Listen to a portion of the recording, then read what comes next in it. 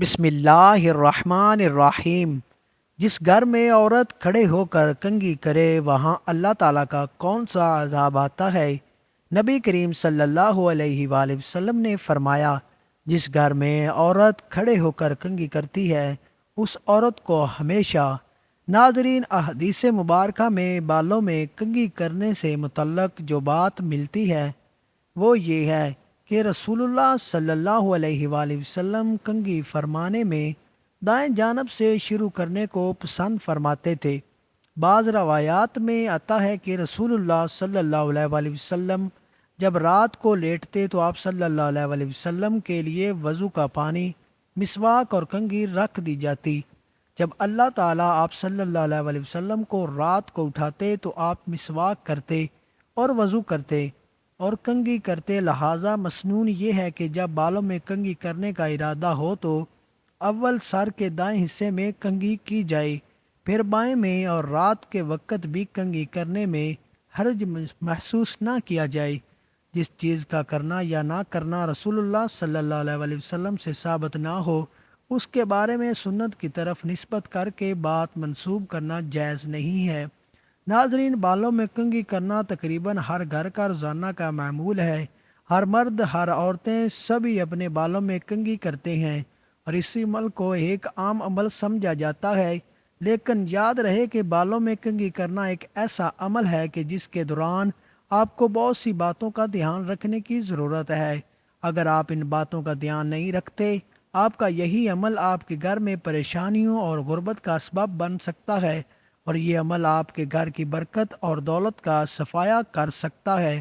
آج کی ویڈیو میں ہم بات کریں گے کہ بالوں میں کنگھی کرنے کے بارے میں۔ آپ کو یہ بھی بتائیں گے کہ جس گھر میں عورت کھڑے ہو کر کنگھی کرتی ہے تو کیا ہوتا ہے، اور بالوں میں کنگھی کرتے وقت آپ نے کن کن باتوں کا دھیان رکھنا، اس حوالے سے بھی آپ کو مکمل تفصیل بتائیں گے۔ اگر ہم اپنے معاشرے میں ارد گرد نگاہ دوڑائیں تو ہر دوسرا تیسرا گھر ہمیں معاشی تنگی کا شکار نظر آتا ہے۔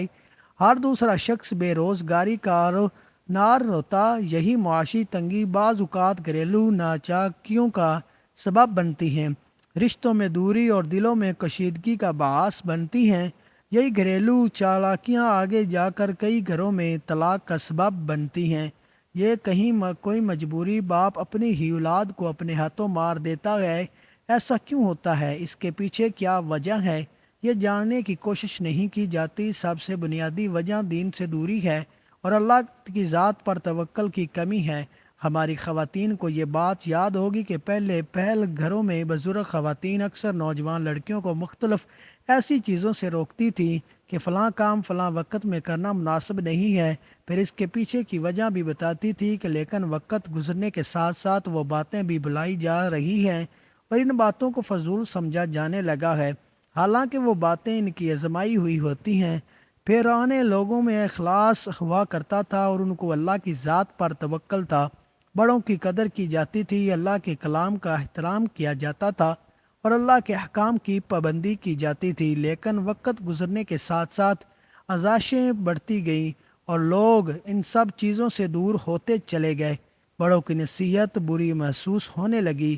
یہی وجہ ہے کہ آج کل ہر کوئی پریشان ہے، رزق میں برکت نہیں ہے، ہر کوئی معاشی تنگی کا کارونار وا رہا ہے۔ ناظرین، ہم بات کر رہے تھے کہ بالوں میں کنگھی کے بارے میں، تو یاد رہے کہ بالوں میں کنگھی کرنا بناؤ سنگار کا حصہ ہے۔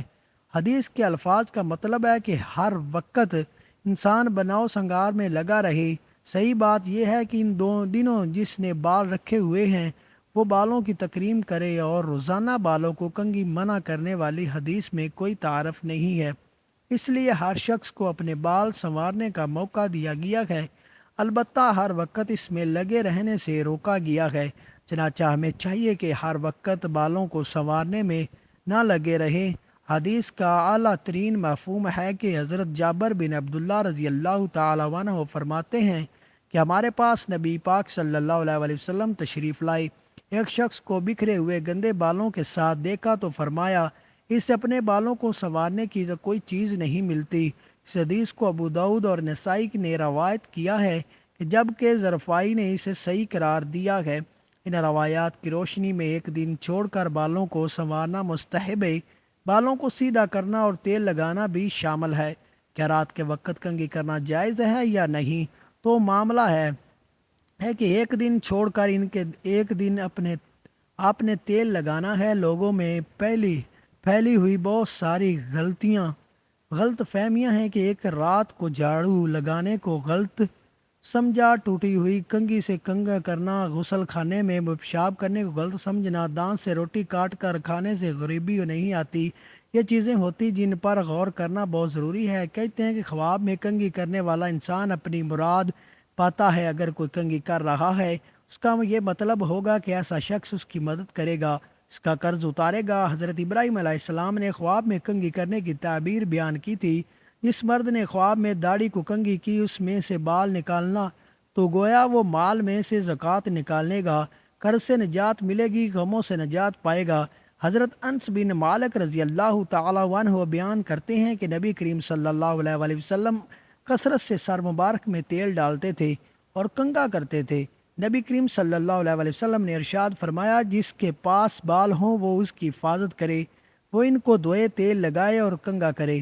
حضرت انس بن مالک رضی اللہ تعالیٰ عنہ بیان کرتے ہیں کہ نبی پاک صلی اللہ علیہ وآلہ وسلم کے پاس ایک عطر دان تھا جس سے آپ خوشبو لگایا کرتے تھے۔ میں نے کبھی نہیں دیکھا کہ کسی نے حضور اکرم صلی اللہ علیہ وآلہ وسلم کو خوشبو پیش کی اور آپ نے رد کی ہو۔ آپ صلی اللہ علیہ وآلہ وسلم نے ارشاد فرمایا کہ تم سے جس شخص کو خوشبو پیش کی جائے تو اس کو خوشبو کو رد نہ کیا جائے۔ اللہ تعالی ہمیں آپ صلی اللہ علیہ وآلہ وسلم کے صدو اسوہ حسنہ پر عمل کرنے کی توفیق عطا فرمائے۔